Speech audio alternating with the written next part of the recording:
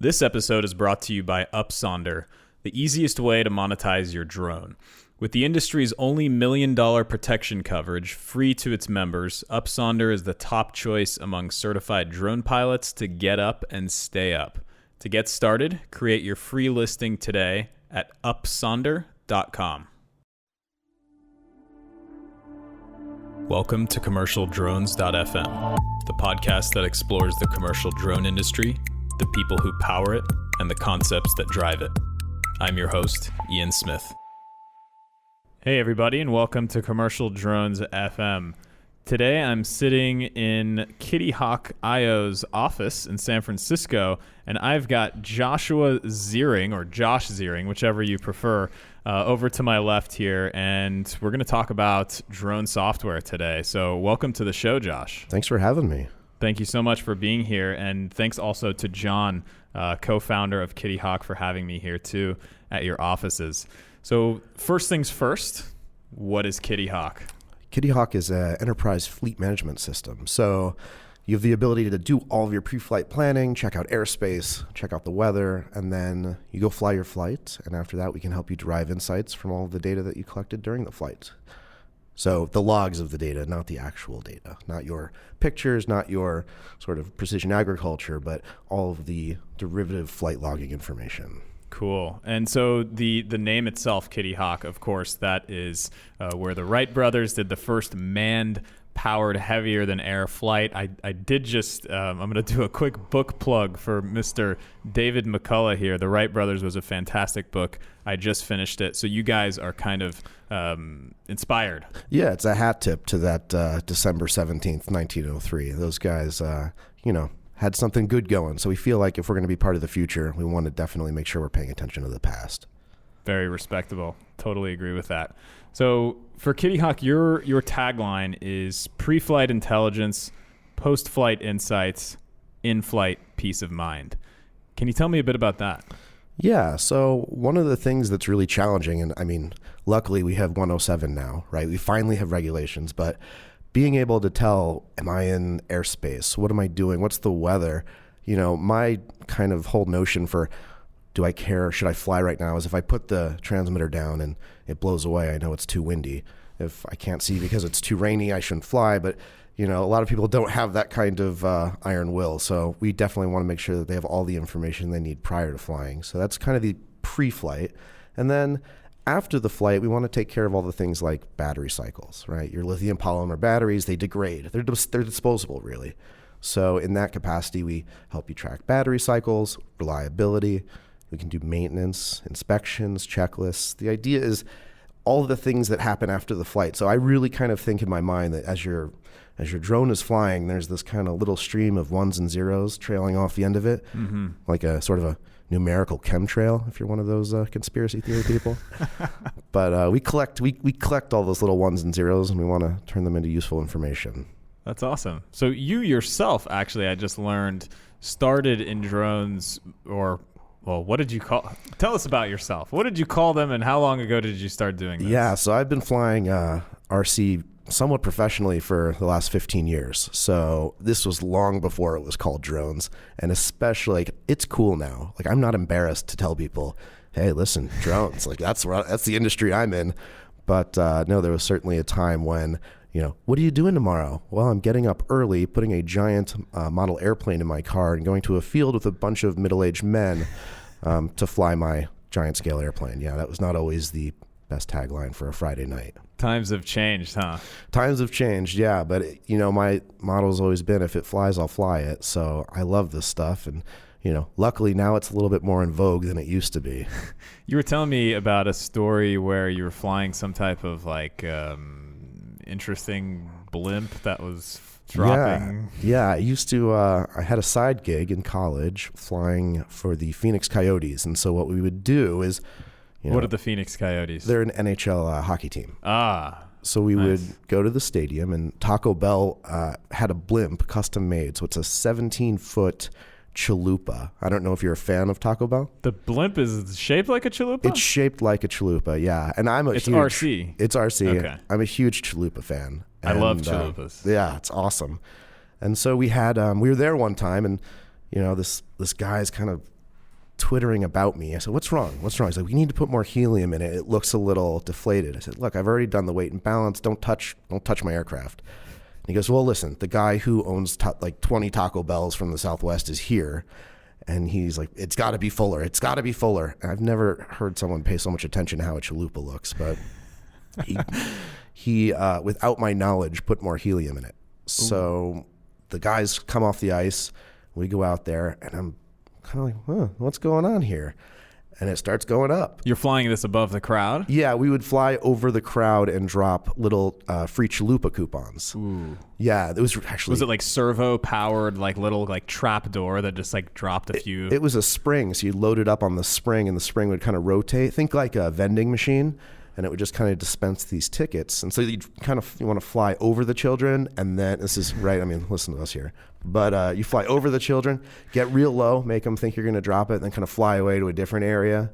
Totally, mess with the kids. Wow, that sounds really cool. And how long ago was this? Oh, man, this must have been 10 years ago now.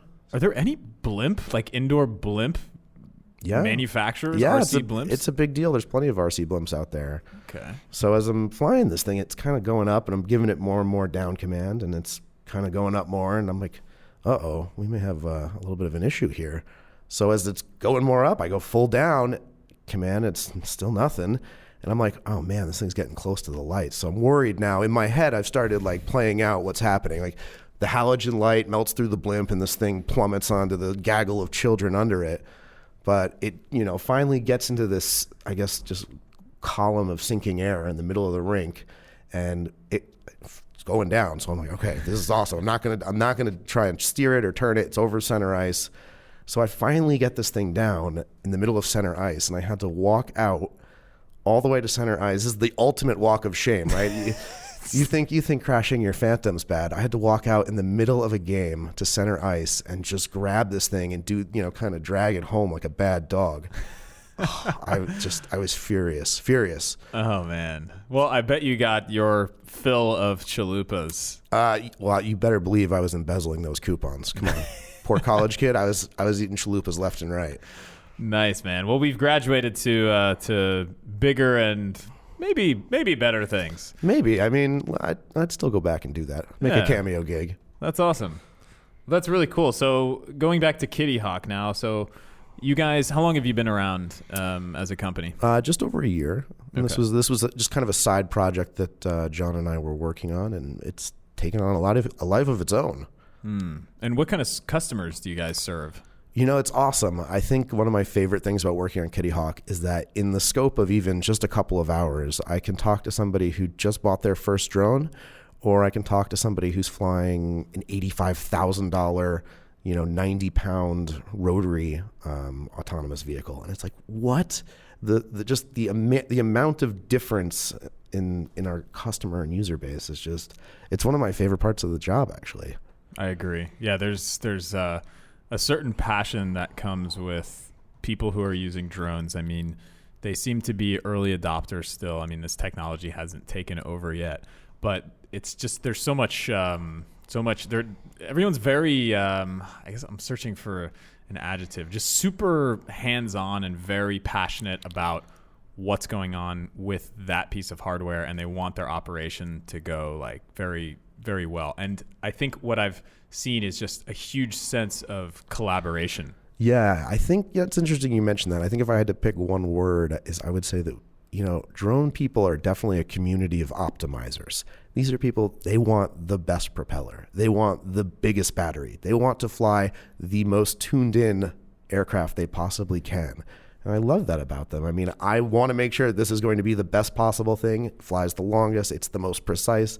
This is the kind of community that it's the personality that it attracts. It's kind of exciting that way. You can track everything apparently down to the millisecond. Oh man. So we have a feature in our app that it's my favorite part. We have a call the founders button. So you can go into the app, hit a button, and it rings to myself or John. No way. Call the founders, and people take advantage of it. Or you can text the founders if you're more of a texting guy like me. But we get feature requests and bug reports that are just outstanding. You would not believe it. It's actually not fair, really, because they're so good. It's like, wow, do I even need to be here? Maybe this guy should be coding it for me. It's great. That's awesome. I love that feature. When did you guys, have you always had that? Did you just decide to kind of like put it in? That's something, you know what, in the last it was like about 6 months ago. And we both kind of made this agreement. All right, we're going to try this little experiment out here, see how this goes. Knowing full well it could have been a disaster. Because, I mean, there's a time when I was a, ornery teenager, I would have been prank calling myself. Is your drone running? You better catch it. That kind of thing. Or, hey, listen, I have let's see, what would be 5? A quintacopter? I don't know. It doesn't work. But no. Pentacopter, maybe. Pentacopter, yeah. So it actually totally paid its dividends in the first, I'd say, week or so, because we talked to people who were saying, hey, I want to do this. Hey, I want this feature. And it really opened up a great user dialogue for us. And we've actually built features based on these phone calls and text messages. That is amazing. The enterprise customers, so the people who are inevitably flying those $80,000 machines, how are they finding you guys? What are they, I mean, you're addressing something here that they really need. And what do you think it is that they're looking for from a commercial perspective? Well, it's interesting to think that, if you're flying this $90,000 machine, chances are you may have something at home. And what we've found is that there is a sort of a growth trajectory that we found with some of our users. And the idea is they might find us looking for something for their Phantom 4, and then they're like, whoa, this is handy. I could use this at work. Or they start out flying a Phantom 4 and they, grow up to 3 Inspire 1s, and we kind of want to grow with them. That's one of the things that we're really excited about. So we have a free plan because, start small. We're here to help. And then when you're ready to go to the swarm of Inspires, we're ready to help there too. Nice. Well, what sets Kitty Hawk apart from some of its contemporaries, the competitors that are out there? I mean, it's a pretty busy space. This is definitely needed. What do you guys do? I mean, obviously, having that direct contact with your customers is huge. But what else do you think that really makes your platform unique? Well, I think there's 3 things. The first is that I'm building the tool that I would want to use. So, I used to live with an AMP mechanic and 2 CFIs. There was a checklist for taking out the garbage. I mean, it was outrageous. The silverware was being micrometered. These guys were nuts. And, you live that kind of lifestyle for a little while, it gets ingrained in you. So I'm building the tool that I would want to use out in the field. And I'm from an aviation background. That's just who I am. And so for me, it's very important that when something doesn't jazz right, I'm like, wait a minute, we got to go back and make this right. The second is that we're mobile first, and Jon is hyper passionate about this. I love this about him, is that everything should be field, phone. You're at the field, you're on your phone. We strongly believe that the phone is the most important tool in the drone operator's toolkit. And so, we always build mobile first, and then the desktop kind of trails, because it's back at headquarters. It's the person kind of in charge of the operation. They're not in the thick of it trying to assess what information needs to be surfaced, what insights need to be surfaced, what do I need to know right now. Mm-hmm. So we're highly mobile first. We're on the Android Play Store, we're on the Google Play Store, and we write our apps in native. They're natively written, so there's no adaptations or hacks or duct tape. We want to use the best of what's available. And how many people, roughly? I mean, we were talking about this just before we started the episode. I asked, maybe we can just replicate this. How many people are using Kitty Hawk at this point? Yeah, we're on the tens of thousands. So but we don't really user count is not our goal. For us, it's engagement and growth. So I'd rather have 1,000 people putting in every single one of their flights perfectly than to have 20,000 people who open it to see what the KP index is today. That doesn't get me excited. So I want, and we're lucky to have very dedicated and thorough users. And so once we start collecting this data set, we can kind of like sprinkle sugar on top of it. So for example, like one of the things we're working on this week is we're able to, in retrospect, add weather to all your flights. So you're going to be able to log in and suddenly there's going to be all this extra data. We can say, wow, you're flying in high winds today, or you're a cloudy day expert. Those kind of insights you can derive from data they never even entered, actually. That could be interesting for agriculture too, just to kind of have that log of, okay, when I did fly this specific field, this was the weather, this was the temperature, the humidity, et cetera. I wonder if that could be an additional just data point that could come in handy for them. Yeah, totally. I mean, and we think that with every data point we get, we actually are able to add more value to everything. So that's one of the reasons we just make sure that if you want to put something in, log it. We do not charge based on usage. It's one of our cornerstones because we think that we can always make that data more valuable for you going forward. What do you charge on? We charge, we charge on features. We charge on the feature set. So if you want to work in teams, that's kind of a professional enterprise thing. We're going to charge on that. And if you want to, for example, we have the offline mode, right? If you want to sync everything, if you work in the middle of nowhere, that's one of the features that we'd say you're no longer kind of an amateur at that point. If you're in the middle of nowhere flying these missions, you're a professional. So yeah, time business user. Upgrade your tools, man. Exactly. Cool. So or lady, as the case may be. Absolutely. It's a really awesome industry for that reason too. Is that I don't think it has a lot of there's a lot of awesome women drone pilots too. There are, and there's a big I don't even want to say movement. There's just like an emphasis on that, which is really nice to see, and it's still in its infancy, because it did cater. I mean, if you looked at how many times whenever 10, 15 years ago when you were at the RC field, how many gals did you see? Probably like the daughters of the guys that were kind of dragging them out there. Maybe they didn't find it as interesting back then. Yeah, I mean, it was it's always kind of historically been a little bit male driven, unfortunately. And I think one of the things that's so cool about this is it's a lot more accessible than kind of you're at the field on a Saturday morning, it's a bunch of crusty old dudes. This is better. I think that it's very inclusive, and I think it stems from the idea that there's a lot of forward-thinking people in this industry, and that's not one of the things that's going to be a cornerstone of this. And there's not going to be holding people back or non-inclusivity. Women bring balance to the force. Very true. So what do people say when you tell them you work for a drone startup? The first question I usually get, and I love this, is, "Are you spying on me?" Which I'm not. It's. Or are you going to deliver? Your users are spying. Right. No, yes. It's the users that are spying. Please, I'm just supporting their spying. No, not at all. Are you spying on me? Can we take pictures of something? And then usually it's like, so what is it you do? And I'm like, well, I mean, let's not get, too into the weeds about this, but yeah, it's always, are you spying on me? What is it that you do for Kitty Hawk specifically? So you're one of the co-founders, you and Jon.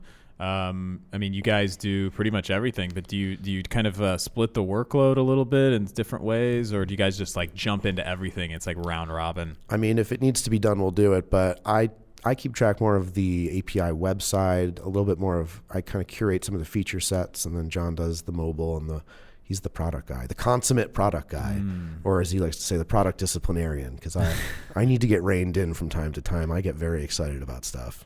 That's a good thing, though. We need the enthusiasm. Awesome. And so going a little bit more general here, what kind of challenges right now do you think the commercial drone industry faces today? I mean, we got to say, Part 107. Okay, boom. Part 107 is done. Let's forget about the tough time that it took for us to get there. You've been kind of seeing this from a slightly different perspective than most, being just around RC for so long. So what kind of challenges in the future are there for the specifically commercial operators? Yeah, I think part of the problem is the vision of it all. So, we all know the 3Ds, dull, dirty, dangerous. These are the things that drones are good at. But for me, it's envisioning, what could this be? Like, I want to kind of sit around and think about a fancy world in the future. So if you're like me and you think that drones are this inevitable force, right, that this is going to be the future, it's, well, what can't we use them for? So like in my mind, here's a good example. This guy, the traffic guy, like, oh boy, we have a line of break your heart lights on the 405 and don't fall asleep at the wheel. There's a mattress in lane 3. This guy from like News Chapter 7 or whatever. Yeah, that guy's going to be unemployed because it's going to be drones. It's going to be a fleet of them, because why have an A-Star, sitting on top of your building when you could have 10 of these really high quality drones? And so it's going to be someone in front of a green screen, kind of Jim Cramer style, saying, I give this commute a 1 star, right? Shouting at the camera, don't go on the 405. But it's not going to be someone from the air anymore with that awful connection. Yeah. I mean, speaking of connections, So the DJI Mavic Pro drone was just announced. I just did an episode on that when it was announced, and it's got like this insane 7-kilometer, 4.3 mile range that'll transmit 720p video to the transmitter on a drone that's smaller than the Phantom 4. That's outrageous. That's insane. That's right? outrageous. I mean, we live in the future. That's what that tells me. We live in the future. This podcast will be aired in the future from right now. Heady stuff, man. Heady stuff. This is going to be intense. But yeah, that's a pretty unbelievable range for 720p. And I've not seen one in person yet. Have you seen one in person? I have not, but I've seen some nice up close photos. For a big shout out to Phil Angel, crushing it out in UAE over in Dubai. He got his hands on one, and it just looks awesome. His feedback was great. I got the email this morning. Awesome. So it's really looking nice from a hardware perspective. You know, speaking of hardware, it's interesting you bring that up because this is really one of the first drones that does not come with your classic 2-stick controller. You can fly it just with a phone, right? That's kind of emblematic of the notion I was talking before where, yeah, the phone is going to be the most important thing. It's where the battle's happening. So, but, you know, I don't like to think of myself as an antique, but in a way, I'm kind of classically trained. I'm an antique. I'm old. There's nothing left for me here. I might as well pack it in because, you know, there's no 2-stick controller. How do I fly this thing? Yeah, you need that literal feedback, the haptic feedback almost from the controller. I was flying a few weeks ago, and somebody goes, "Hey, do you want to fly?" I was like, "Yeah, I'll fly it. I'll take a pull on that." So I said, "Bring it back." And they said, "Wait, you don't want to fly at FPV?" I was like, "Oh no, I can't fly at FPV." So they had to bring this thing back in sight so that I could sit there and you know, fly it with the sticks with line of sight, like a big stupid antique. That's a skill. It's almost like you know, when you're doing flight training, actually, they make you learn how to read the charts instead of relying on GPS. So I remember when I was doing my flight training in the cockpit with a VFR sectional strapped to my leg, flying around at the controls, trying to figure out where I am, just using dead reckoning. And, you know, that's a skill that is going to definitely go away. I mean, people never really seem to take, well, why would you anyways, the drone out of GPS mode and use it in attitude mode. I mean, it's good to practice like that. I mean, if you're really serious about trying to fly these things for a living, then I think you should. I don't know. What are your thoughts on that? Yeah, I mean, it's interesting you say that. You know, I was flying last week. Buddy was in town. He has a plane. We went up the coast here, did the over the Golden Gate, over the Alcatraz kind of scenic tour. And we were reading a paper chart because there was all kinds of crazy stuff happening, and we had to, you know, annotate. And you know, ForeFlight's great as a software. It's one of the softwares that we're striving to be like. But sometimes ForeFlight's the full scale aviation kind of, you know, it's the moving map. It's got your sectional on it. It's got for typically manned aircraft. And it's awesome software. But I had to break out a pen and start putting in stuff. And as we were flying by, we saw Sean Tucker of the Oracle biplane. He went by us. And I was like, oh, cool. You're so old school. I love it. The classically trained RC pilot living in the future. Yeah, well, trying to build the future, but yeah, I don't know. Old school? How can we make it sound? I guess that sounds cool. That's better than antique. When you're older, you're going to be like, wow, when I was your age, I was, you know, flying around in the field. I was gassing up gas-powered aircraft. Well, you know, it's I remember when the first lithium polymer batteries came out, and I was taking apart cell phones to pilfer the batteries out of them to put in my craft, and it was like, oh, I can only get 3 times discharge out of these, and they come down piping hot. I set one on fire in my basement. My mom was really upset. Ooh, lipo fires. That'll wake you up real quick. Yeah, that'll take the plane down too. Everyone be safe. Always never put public service announcement. Yes. Always keep your lithium polymer batteries in your carry-on luggage because number one, it's illegal to put them in your checked baggage, and it's very, very dangerous in case something happens. So you want to have them in your checked baggage with you on the airplane in the overhead compartment in case anything were to happen. And that's, you know, one of the things Kitty Hawk helps with as well is, you know, keeping track of battery cycle counts so that you can make sure, look, it's probably time to retire this thing, get it recycled, you know, rather than having it turn into a big fire on you, which is never a good thing. You never want that. If you don't know, if you've not had the joy of seeing this, go on YouTube. There are some tremendously entertaining videos of what happens when a lithium decides it doesn't want to exist anymore. It is not pretty. What's one of your favorite commercial drone use cases? The favorite commercial use case. Well, look, near and dear to my heart is drone delivery. The reason that we got into Kitty Hawk is I was working on a project called Quickie. We were going to do pharmaceutical delivery, right? These tiny, easy with drones. With drones, right? This was the notion, and I think it was unfortunately an idea a little bit ahead of its time. Now the team from Australia doing it, Flirty, they're doing a bang up job. They are. Yeah, they're partnering great with everyone. It's great. They're in the Smithsonian. I'm insanely jealous. I mean, those guys are killing it. The Wright Flyer, the 1903 Flyers in the Smithsonian. And they're right there next to them. They're right there next to them. Yeah. But it's amazing. We were writing Kitty Hawk as part of an internal tool to use to keep track of everything, and we ended up spinning it out into its own thing. I'm glad we did. The Flirty guys are killing it. Shout out to those guys. Good job. Delivery drones. Make my dream come true. It keeps coming up, and often on the podcast. It's a really interesting regulatory environment for delivery right now. I think there's some smaller companies that are probably a little bit more nimble than the big Amazon and Googles that are trying to do this with Prime Air and then Google Wing. I'm really interested to see how this pans out and when we start legitimately seeing. I mean, Google Wing's delivering, Chipotle burritos in Virginia University or something like that. And well, and it's interesting that all the things that they're delivering are like the things that I love. Like, okay, Chipotle burritos, a Slurpee, and a Domino's pizza. Like, this is the future I want to live in. You were essentially delivering chalupas. Yes, but not on this scale or at this level. And you can't drop a pin, unfortunately. That's where my dream lies. I want to drop a pin and have a Slurpee brought to me. But I'm a huge, I guess, giddy little nerd about. I want to be at a music festival or something like, I don't know, Outside Lands or what have you, Lollapalooza, and being able to order like, I don't know, drink, beer, whatever the heck, and have it just the drone come. I think a couple of years ago there was a drone that did that before there was some crazy regulations, and someone developed some type of way at a music festival to deliver beer to people in the crowd. So maybe sometime soon. We joke about like delivering all this kind of awesome stuff, like giving ourselves type 2 diabetes. But I was talking with a doctor. I guess he's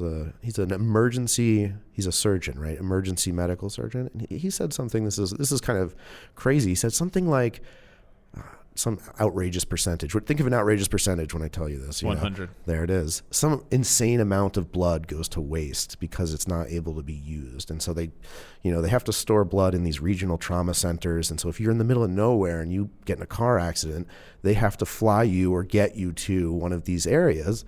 He's like, it would be awesome if we could be able to deliver kind of blood on demand if you need. And this gives me the heebie-jeebies because like blood and blood flying around. Ugh. But this is a tremendously important thing. If you're in a really bad situation, you need some blood. You need it.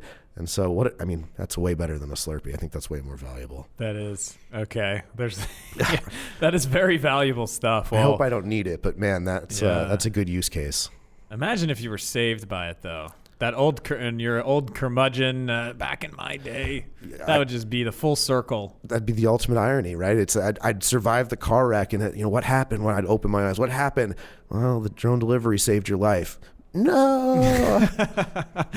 Well, we hope that if it happens, that it works out. So, privacy with drones. What is your stance on privacy with drones? We kind of mentioned that earlier, but I don't know your stance, your thoughts, whatever. Honestly, I don't really care because this isn't something I'm super worried or passionate about. But take some time to talk about privacy for a second. I mean, I'm pretty open on this stuff. For me, it's about, do you have a reasonable expectation of privacy? If you don't, then I'm sorry. I don't think that it's any different than walking around with Google Glass, right? It's one of those things where Google Glass was such a problem because people didn't want to be recorded. And, you walk around into bars in the city and they have no recording in here, no Google Glass in here. And I just, if you're out drinking, you don't have a reasonable expectation of privacy. You can ask any celebrity that has TMZ following them around. But in my opinion, it doesn't really bother me at all. And I think the only real thing that we would want to just be careful of is something like, all right, so let's say it's doing license plate reading and it's kind of flying around the city, and you get a speeding ticket sent to you, because this was a big deal in New Jersey, right? You get You go through a toll booth with your Easy Pass and it marks your timestamp, and they know how far apart the toll booths are. So if you go too fast between this set distance of time, they automatically send you a speeding ticket in the mail saying, listen, unless you time traveled, we know you were going 75 and a 55. Here's your ticket, buddy. I think there could be some unfortunate use cases for that. And the only reason I say that is I just don't like getting tickets. Yeah, I think we like drones, so we might be a little bit biased, but really with the way that like the current sharing economy, we got Airbnb, we're letting strangers in our houses and sharing bathrooms with them, and Uber letting people in our cars and sharing that with them, and it's just becoming so commonplace. Obviously there's a reasonable expectations, but yeah, I don't think people are using drones in very nefarious ways for privacy reasons at this point, but it's bound to happen. But I don't think it's being abused. I did see one the other day where there's some kind of pool. It's in this movie called Fast Times at Ridgemont High, and there's a pool in the movie, and they use this whole YouTube's idea is they go to urban exploring, and they wanted to see this pool that was in the movie, and they flew their Phantom 4 from a couple streets down into this person's backyard to get a picture of this pool. I felt that's probably not the best use case for this, but apparently it's a very iconic pool. I have no idea. I'm going to change my tone a little bit now that I'm sitting here thinking, once optical zooms and really powerful ones are being put on affordable drones, I definitely could see some people abusing that and using like a 10, 15, 25x zoom to just look at stuff. I mean, put the drone up and look at stuff. There are very powerful optical zooms, so that is going to happen. But I think that they're watching you put in your garage code, right? You're opening your garage, you type in your 4 numbers, and somebody's watching you do that. Your ATM code, something like that, where it's SIGINT. All right, well, that definitely okay. I have done a complete 180 now that we started talking about that. I think without optical zoom, it's definitely less of a threat. With and as inevitably that comes, DJI, of course, has released the Z3, Zenmuse Z3. It has a 3.2x optical zoom. It's not that powerful. That sounds right to me. Yeah. Aerion's got a huge 30x zoom on one of their platforms, but of course that thing costs over 80K. I mean, it's probably up in the hundreds for that sensor. But anyways, I digress. So this has been a great time chatting with you, Josh. So thanks so much for allowing me here. Thanks for having me. We'll have to do this again. I'm enjoying myself. I'm having too much fun. Yeah, this is great. We've got a few loose ends that we need to tie up. But everyone, you can go ahead and you can check out Kitty Hawk at their website, kittyhawk.io. They've got 2 apps, one for iOS, one for Android. They're both free. They've got a free tier, so you can check it out and start. If you're a business user, you can go ahead and choose one of their paid plans and see some of the features. You can go ahead and follow Kitty Hawk on Twitter at kittyhawk.io. And you can follow Josh at Joshua Ziering, Ziering on Twitter. And would you please follow the podcast as well on Twitter at Drones Podcast. One more note: if you think working with an antique old school guy like me might be fun, we're always looking for good people to join the team. So that's exciting. Ooh, hiring. Okay, drone jobs, everybody. Tell your friends. Tell your family members too. I like it. Why not? Okay. Cool. So yeah, Drones Podcast on Twitter, facebook.com/Drones Podcast. Maybe you like the show. You can leave it a review. If you hate the show, don't be too harsh, but be honest, because we appreciate honest feedback. So we'll be back soon with another episode, and that's it. We're going to cut off the mics. Thanks again, Josh. Thanks appreciate you. it. Cheers.